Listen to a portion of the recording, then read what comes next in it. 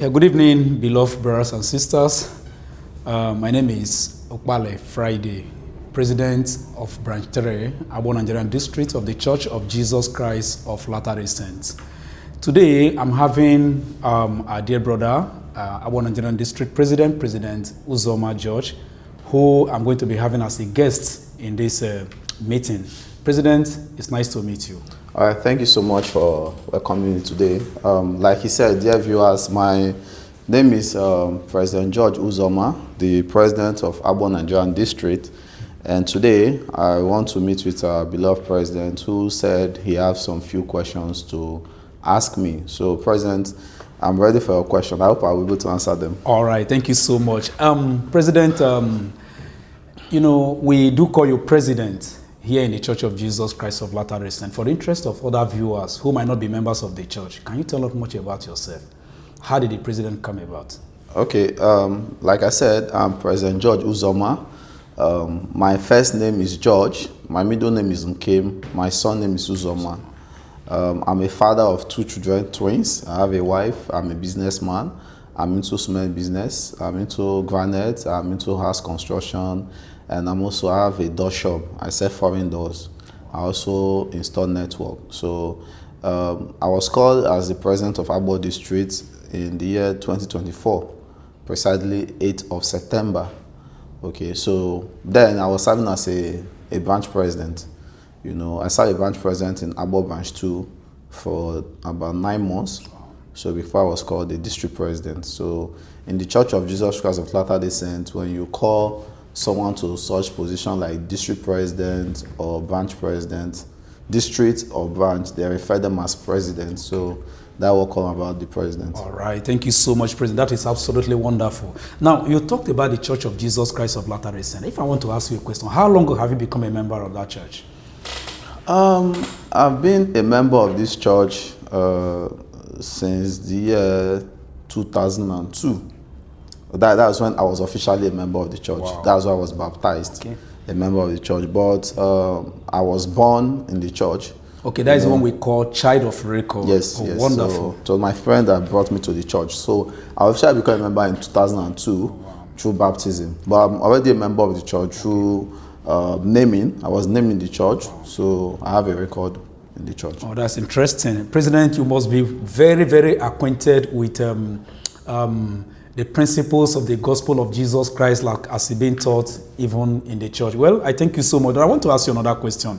Now, from what you have said, you are the leader of the church here in Agbor.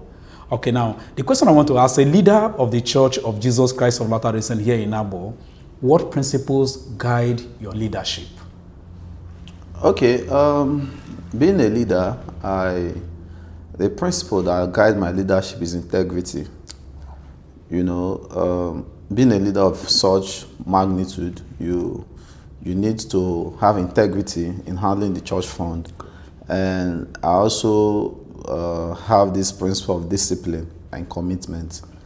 You know, I've been a leader for some few times, and I'm so committed to the gospel itself and the church. So that commitment has kept me going, and discipline as well. Discipline in the sense that when an assignment is given, I try my possible to follow up on those assignments. So the integrity in the sense that I don't joke with the church fund, because this church fund are people's sweat. You know, there are people who have fasted and they pay their generous fast offering. So I do my best to ensure that I don't joke with them. So those are the things that keep me going, that the principle of integrity, the principle of commitment, and the principle of discipline. These are 3 principles that have kept me going, even being okay. a leader. Let me quickly ask you a follow-up question. Okay. Now, you have people who are also serving as branch presidents in the various branches here in Agbor Nigerian District. Are you also like inculcating or encouraging them to also work based on this principle that you just shared to us this evening? Yes. Since I was called as a district president, I normally hold stewardship interview with my branch president. Good. Okay, the stewardship interview, I review their monthly financial statement to see how well they have done, and I encourage them that this is the Lord's work, that they need to be committed.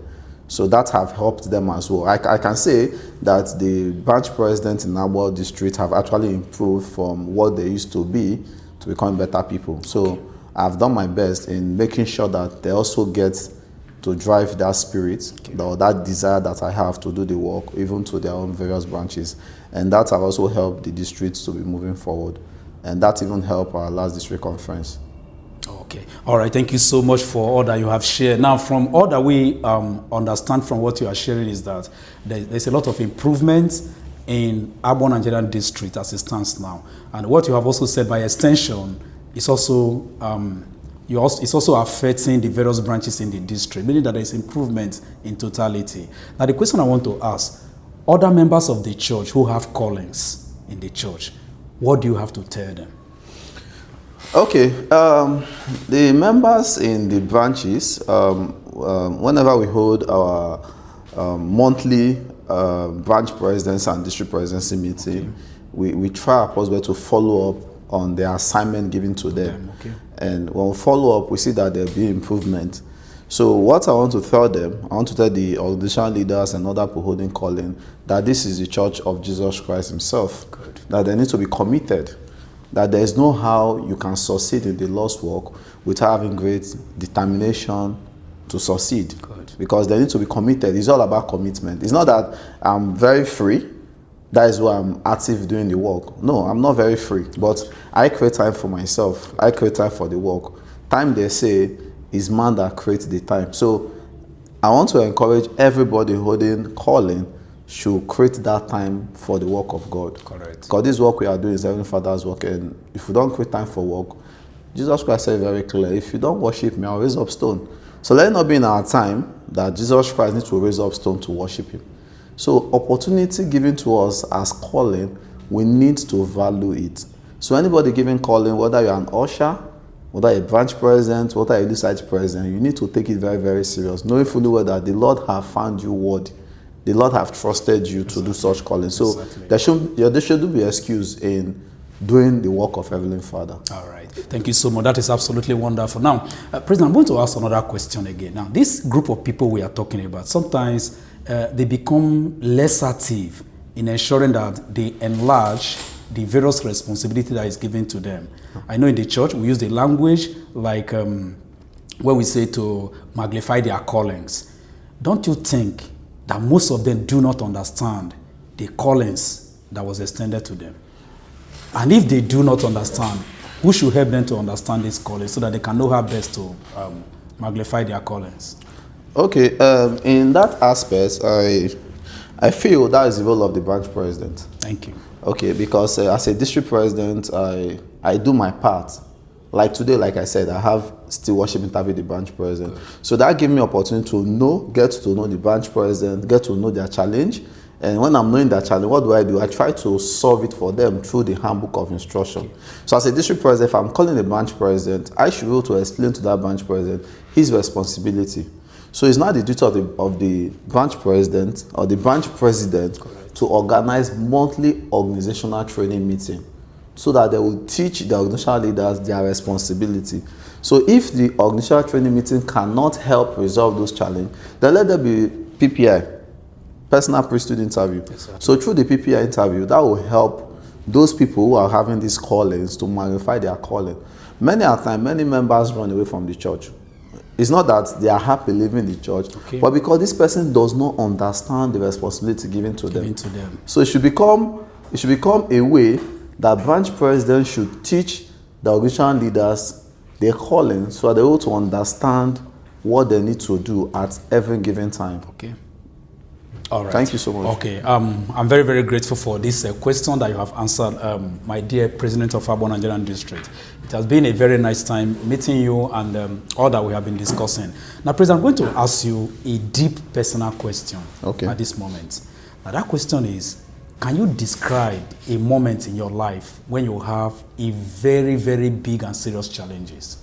Can you describe that moment in your life? Challenges? Yeah. Okay, I do as a human. Okay. I do as a human. There must be challenge as long as I'm existing on this earth. There must be challenge. Okay, in 2017, I got married. Okay. And that's one of the biggest challenge I could say I have. I got married in 2017. You know, when I went to mission in 2013, so in 2015 I came back. I needed to keep Heavenly Father's law by going to marriage. Exactly. I married in 2017. Then 2019, though 2018 my wife went to serve the youth service, so she was not around. 2019 we had ectopic pregnancy, so my wife had operation. Oh wow. So from 2019, 2020, there have been a series of miscarriages, and it wasn't an easy one for me. And your faith was still strong. Yes, because I was still active member of the church. Wonderful. But you know, as a human, sometimes you feel it now. That's true. You feel it like you are not 100% happy. Though then I was still a counselor in the branch presidency. I encourage people to keep pushing. But one thing kept me going. I come to meet the story of Father Abraham, who was the father of all nations, who was even the right hand of God, right man of God. You know, he was a faithful man. He was a friend of God, and God, who gave children, didn't even give Father Abraham a child, even not he was 100 years. You're right. So I was asking myself, am I that closer to God than Abraham? So that kept me pushing. Though it was not easy. I'm not going to tell you it was won't easy. be easy, yes. But I keep trying till 2024 that I had my own children, twins for that matter. So I think that was the biggest challenge. Why I say it was the biggest challenge because I was still a leader in the church, and I'm still active member of the church. And you know, when leaders are not getting the full blessings from God, it becomes more difficult. That's true. Because many people will be thinking that, you are serving God, you are active member of the church, then why are you Why not are you facing this kind of challenges? You know, that kind of a thing. Right. So people want to know who is the God you are serving. Exactly. You know, but the one thing I didn't do that I know I didn't do for sure is going from different native doctors to go and seek for a child, because my faith was so strong that I didn't do that, you know, because I still believe, I still have this conviction that God is the father of children, and He is going to bless me. Thank you so so it was much. not an easy one, but yeah. I love the word. He said your faith was actually strong. Thank you. Now, I want to just ask you this a follow-up question. Now, you just talked about faith. Is there any other principle from the gospel of Jesus Christ that you have learned that actually helped to keep you going, apart from the word faith? Any other principles of the gospel that helped to keep you going that you also want to share, that so that viewer can also learn from it? I think the principle of sacrifice. We also have to make sacrifice. Yes. We need to have faith. We need to make sacrifice. Okay. The principle of sacrifice have kept me going. I sacrifice a lot for the gospel and the church because I feel that this is the lost kingdom here on earth. Okay. So if I don't sacrifice, I don't see my commitment rate increasing. So I have to sacrifice. No matter what I'm doing, I keep sacrificing. Because I learned for myself that sacrifice brings forth the blessings of heaven. Lord, yeah. So that's keep me going. I want to be in a situation whereby I want to sacrifice for the Lord. Okay. That is why they call for meetings. I don't mind. I have to be there. No matter the time, I just have to be there. So the principle of sacrifice have been one of my moving engine to do the work of Heavenly Father. All right. Okay, thank you so much. And even without you saying it, I know that Agbor Nigeria district indeed has actually improved since your call as the district president. Now, I want to ask a question here. Is there any decision that you have taken that looks like that decision was actually difficult for you? And as you take that decision, then the improvement in Agbor Nigeria district now came up. Was that a decision you took? Rather, or things were no longer done the way it was before. So what did you do different that makes it this way it is now in Agbor? Okay, it's not like a decision, but it's just something that happened. It's not like we have so many decisions that we have taken. There are some persons we have released in the district that it was not easy for us to release them, but we just have to release them because we want them to go to a different calling. That though these persons might be very active in some calling, but we wanted them to go into a different calling that will be more useful to us. So we just have to, change them. Releasing somebody and putting another person is a very dicey situation. When you want to make releases, I think that is one of the most difficult parts of the calling. I and my counselors, we wanted to release a particular brother, And it was not easy for us to release that particular brother because that brother is holding a very strong hold in the district. Exactly. Do you know what? We have to even fast and pray for it. You know, we have to fast, pray together. Whether you should release this person or not. Yes, no, the approval have come already. Okay. But we couldn't do it because he was very important to us. Wow. You understand? Yes. But the Lord wanted him to serve in a place that is more important. Okay. Because no matter how active a member is, there are places that the district presidency feel that that brother needs to be there. Exactly. And since he has been there have been improvements in that particular area. Okay. Notwithstanding where he was strong, but we needed him to be there because we felt that place is lacking. Okay. We needed him to be there. You know, so these are the decisions. But the funny one I wanted to talk earlier was when I became a district president, I tell people if you want to come for a meeting, you must put on your missionary attire. And did they comply? It was not easy now, you know. So when we came for a meeting, one council meeting, one of our brothers said he was coming from Beria. He was with, his Beria clothing. Okay. Then what I did, I just told my secretary to bring water for him.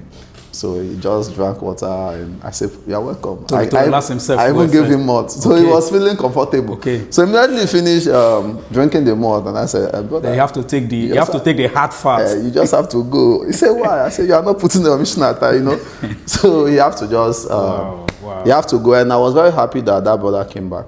Good. You know, so since then, it's now becoming like a tradition in Agbor District that members need to put on their missionary attire. It's just for us to be uniform. It's just for us to be in the same spirit. Exactly. So these are the, but we make decisions. Mostly leaders, we make decisions that is not easy for you, but you just have to. All right. You just have to. Some decision might not be favorable to the members, but as long as it's in line with the gospel of Jesus Christ, you just have to do it. All right. That is just it. Okay, my beloved district president, I have to thank you so much for your time and all that you have shared. You have made us to understand that your resilience, your commitment, and your faith in the district was really, really strong. And the people you're also leading, as a leader, they are also copying that same example. And because of that, almost every aspect of Agbor Nigerian district is gradually improving better than the way it was before. We really have to thank you. Thank you so much for all that you do for the Lord. Brothers and sisters, I have been speaking with the President, Agbor Nigerian District, President George Nkem Uzoma. President, thank you so much for your time. Thank you, sir. May the Lord bless you for all you do. Thank you so much.